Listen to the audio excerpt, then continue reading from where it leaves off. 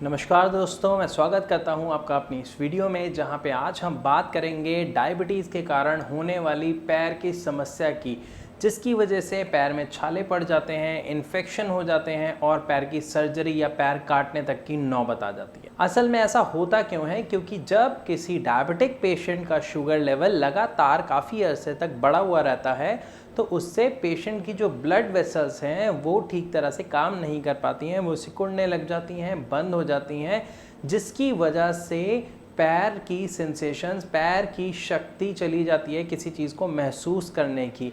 इसी कारण से पैर में जब इस तरीके के छाले होते हैं या इन्फेक्शन होता है तो मरीज़ को पता नहीं चलता और इसको ठीक करना बहुत मुश्किल होता है। इसीलिए पेशेंट को सर्जरी के ऑप्शन पर जाना पड़ता है और मजबूरन पैर कटने तक की नौबत आ जाती है। इस चीज़ को समझने के लिए हमें सबसे पहले समझना पड़ेगा कि डायबिटीज़ एग्जैक्टली बीमारी है क्या, इसमें ऐसा क्या बदलाव आता है हमारे शरीर में और क्या कॉम्प्लिकेशंस आती हैं जिसकी वजह से इतनी गंभीर सिचुएशन आ जाती है।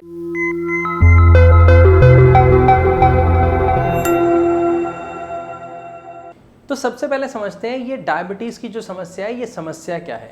देखिए, डायबिटीज़ की समस्या क्या होती है? जब किसी पेशेंट के ब्लड में उसकी इंसुलिन जो है वो ठीक तरीके से नहीं बन रही है, फॉल्टी इंसुलिन है, या फिर इंसुलिन इनसफिशिएंट है, मतलब कम इंसुलिन बन रहा है, या फिर हमारे सेल्स उसको रेसिस्ट करते हैं, मतलब कंज्यूम करना बंद कर देते हैं, वो इंसुलिन रेसिस्टेंट हो जाते हैं, तो हमारे ब्लड में शुगर का लेवल बढ़ने लगता है। अब ऐसा क्यों और कैसे होता है, क्या पूरा प्रोसीजर है, इसको थोड़ा सा डेप्थ में समझते हैं। देखिए, जब भी हम कुछ खाते हैं तो वो हमारे लीवर के अंदर आता है और लीवर का क्या काम होता है, वो उसको छोटे छोटे पार्टिकल में बांट देता है, एक कैंची की तरह काम करता है। और जब जो हमारा फूड होता है वो तीन चीज़ों का कंपोनेंट होता है, कार्बोहाइड्रेट्स, प्रोटीन और फैट्स। जब ये तीनों चीज़ें यहाँ पे छोटे छोटे पार्ट्स में बट जाती हैं तो ये आगे मूव करती हैं। जब ये आगे मूव करती हैं तो एक्चुअली ये ग्लूकोज की फॉर्म होता है, ब्लड में ग्लूकोज का लेवल, मतलब जिसको हम शुगर बोलते हैं। तो ब्लड में ये सारा कुछ एज अ शुगर जाता है और जब ये आगे फ्लो करता है तो ये हमारा पार्ट जो होता है दैट इज कॉल्ड पेनक्रियाज। सबसे इंपॉर्टेंट रोल डायबिटीज़ की बीमारी में पेनक्रियाज का होता है, क्योंकि पेनक्रियाज के अंदर क्या होते हैं, बीटा सेल्स होते हैं। ये जो बीटा सेल्स होते हैं ये हमारी बॉडी के अंदर इंसुलिन बनाते हैं। ये जो इंसुलिन है ये हमारे ब्लड के साथ मिलता है और उसके बाद ये आगे फ्लो होता है। एक्चुअली जो हमारे पेनक्रियाज होते हैं, पेनक्रियाज के दो फंक्शन होते हैं। पहली चीज़ इंसुलिन बनाना।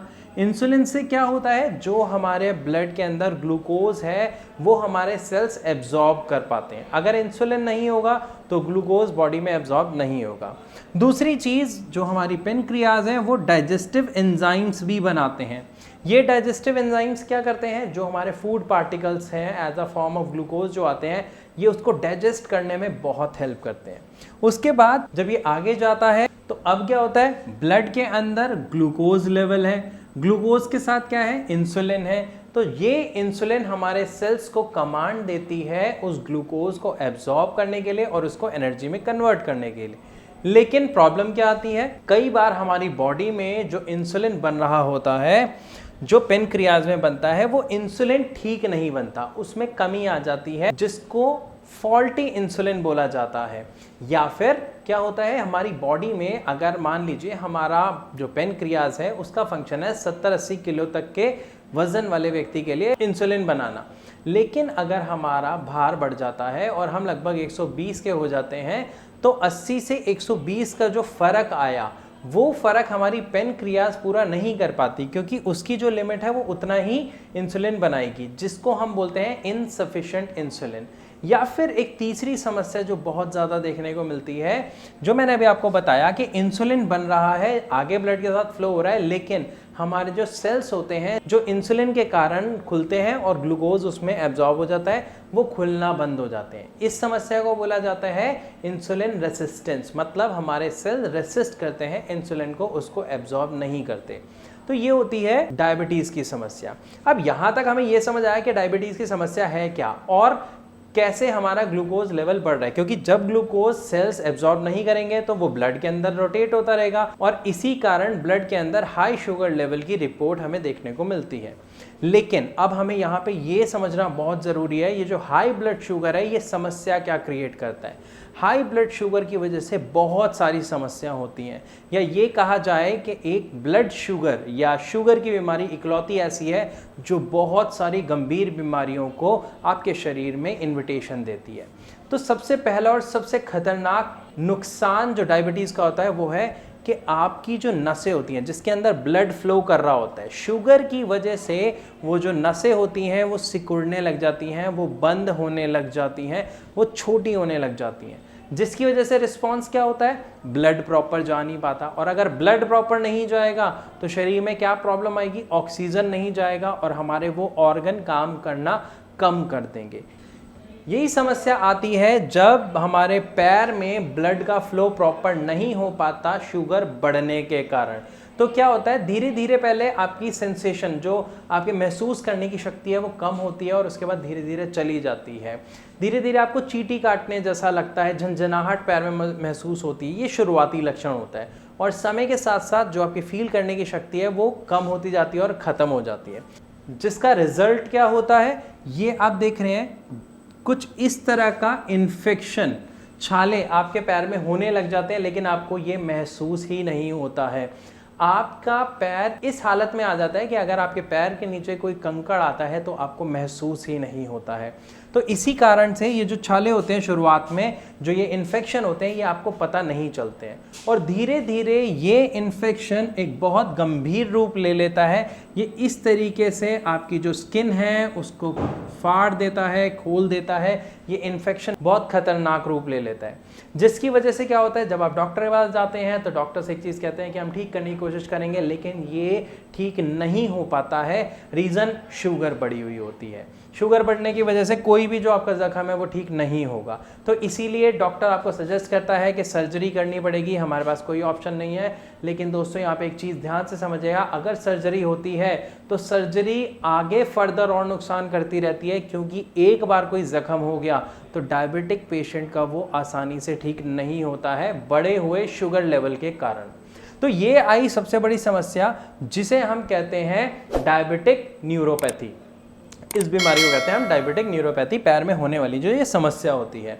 तो यहाँ तक हमने समझा कि बीमारी क्या है, इस बीमारी के क्या क्या लक्षण हैं और ये किस कारण से होती है।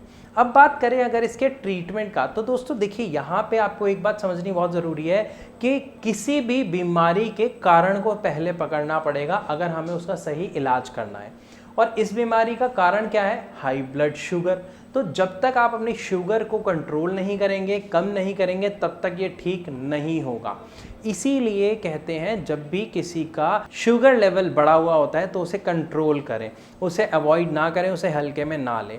लेकिन अगर मैं इसके ट्रीटमेंट की बात करूं तो आप में से बहुत सारे व्यक्ति कहेंगे कि सर हम तो दवाई ले रहे हैं, हम तो दवाई खा रहे हैं, लेकिन दवाई खाने से क्या आपकी पेनक्रियाज वर्क कर रही है, या हम अपनी पेनक्रियाज के लिए कोई दवाई खा रहे हैं? तो आंसर है नहीं। आप गूगल कर सकते हैं, आप चेक कर सकते हैं, आप देख सकते हैं जो आप दवाई खा रहे हैं उससे आपका शुगर लेवल कंट्रोल हो रहा है। क्यों? क्योंकि वो दवाइयाँ आपके शुगर को यूरिन के थ्रू या तो बाहर निकाल रही हैं या स्टूल्स के थ्रू बाहर निकाल रही हैं, लेकिन जो इसका मेन कारण है आपकी पेनक्रियाज, उसके ऊपर कोई वर्क नहीं हो रहा।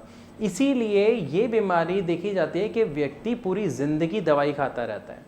अब अगर मैं बात करता हूँ श्रेयास की, यानी हमारे यहाँ की, जब पेशेंट हमारे यहाँ पे आता है तो सबसे पहले डॉक्टर्स उसकी रिपोर्ट पे वर्क करते हैं और हम जो यहाँ पे दवाई प्रोवाइड कराते हैं वो आपके शुगर को कम करने के साथ साथ आपकी पेनक्रियाज के ऊपर वर्क करता है। पेनक्रियाज के साथ साथ हमारी जो दवा है वो आपके सेल्स जो रेसिस्ट हो रहे हैं, जो इंसुलिन को रेसिस्ट कर रहे हैं, उनके ऊपर भी वर्क करता है, ताकि आपके सेल्स दोबारा एक्टिवेट हो और आपकी बॉडी की जो फंक्शनैलिटी है वो प्रॉपर तरीके से चल सके। जब कोई पेशेंट एक्सरसाइज का शेड्यूल जो हम बताते हैं, डाइट शेड्यूल जो हम बताते हैं अपने पेशेंट को, साथ में हमारी मेडिसिन, ये तीनों चीज़ों को अपने डॉक्टर के साथ मिलकर सही से फॉलो करता है तो उससे बहुत अच्छे और बहुत पॉजिटिव रिजल्ट पहले ही महीने में देखने को मिलते हैं। अगर आपके मन में डायबिटीज़ से रिलेटेड कोई सवाल है या आप हमसे कुछ पूछना चाहते हैं तो नीचे दिए गए नंबर्स पर डायरेक्ट कॉल करके आप हमारे डॉक्टर से फ्री ऑफ कॉस्ट कंसल्ट कर सकते हैं। या फिर आप अपनी रिपोर्ट्स हमें व्हाट्सएप कर सकते हैं, डॉक्टर्स उसको स्टडी करेंगे और उसके बाद आपको वो खुद कॉल करेंगे। तो मैं आशा करता हूँ कि इस वीडियो में आपको अच्छे से समझ आया होगा कि जो पैर की बीमारी है, जो डायबिटिक पेशेंट को होती है, इसका क्या कारण है। तो हाई ब्लड शुगर इसका सबसे बड़ा कारण है। दूसरी चीज़, इसमें क्या समस्या आती है, इसमें सर्जरी और पैर कटने तक की नौबत आ जाती है। क्यों? क्योंकि जो हमारी ब्लड की नसें होती हैं वो बंद हो जाती हैं, वो ब्लॉक हो जाती हैं। तीसरी बात, अगर मैं इसके सही ट्रीटमेंट की बात करूं तो वो मैं आपको बता चुका हूं। एलोपैथी की जो हम दवाई ले रहे हैं, क्या वो सच में सही ट्रीटमेंट है? आप गूगल कर सकते हैं और पढ़ सकते हैं, क्योंकि पेनक्रियाज जो मेन समस्या है उसके ऊपर तो हमारी कोई दवाई वर्क ही नहीं कर रही है। तो बट ऑब्वियस ये एक सही इलाज नहीं है। इसके लिए आप हमारे यानी श्रेयास के डॉक्टर से बात कर सकते हैं। तो मैं आशा करता हूं जो जानकारी मैंने आपको दी वो आपको अच्छे से क्लियर हुई होगी। फिर भी अगर आपके मन में कोई सवाल है तो आप हमें कॉल कर सकते हैं या आप कमेंट बॉक्स में लिख के हम